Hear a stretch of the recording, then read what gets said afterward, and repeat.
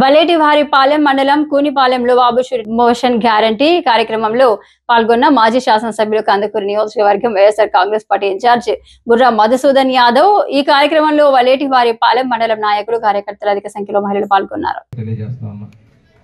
ఎందుకంటే ఈ రోజు రాష్ట్రంలో 1,08,200 మందికి మీలాగా 2019 నుంచి ఇప్పటివరకు భాగస్వామిని కోల్పోయి ఆ రోజు వాళ్ళు పెన్షన్ తీసుకుంటా ఉంటే చనిపోయిన తర్వాత గత ప్రభుత్వం ఇవ్వని కారణంగా ఎప్పుడో రావాల్సిన పెన్షన్ మీరు ఈరోజు ప్రభుత్వం ఇచ్చింది.